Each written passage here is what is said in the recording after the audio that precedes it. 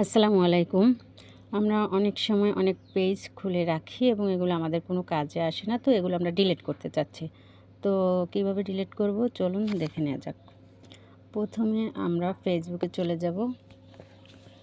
Facebook থেকে আমরা উপরে ফেসবুক প্রোফাইল আইকনে চলে যাব। এরপর আমরা অ্যারো চিহ্ন আছে একটা, ওটা চলে যাব এবং আমরা পেজটা সিলেক্ট করে নেব। যে পেজটা আমরা ডিলিট করতে চাচ্ছি সেই পেজটা সিলেক্ট করে নেব। তো সুইচ করে নিলাম পেজটা। এই যে দেখুন, এই পরিমাণে পেজটা আমি ডিলিট করতে চাচ্ছি। তো উপরে আমরা সেটিংসে যাব, স্ক্রল করে নিচের দিকে যাব, অ্যাক্সেস অ্যান্ড কন্ট্রোল ক্লিক করলে এরকম একটা ইন্টারফেস চলে আসবে।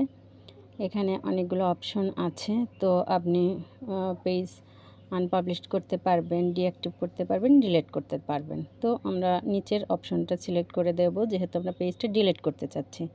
তো কন্টিনিউ করব। কন্টিনিউ ক্লিক করলাম।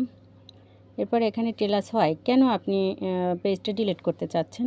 তো আপনি এখান থেকে যে কোনো একটা অপশন সিলেক্ট করে দেবেন, সিলেক্ট করে কন্টিনিউ করবেন। এবার কন্টিনিউ করে দিন। এখানে আছে আপনি আপনার ডাটা ডাউনলোড করে রাখতে পারেন। যে পেজটা ডিলিট করতে চাচ্ছেন সে পেজে ডাটা আপনি ডাউনলোড করে চাইলে রাখতে পারেন। তো কন্টিনিউ করবেন। এবার আপনার যে ফেসবুক প্রোফাইলের আন্ডারে পেজটা আছে সেই ফেসবুকের পাসওয়ার্ডটি দিয়ে কন্টিনিউ করবেন।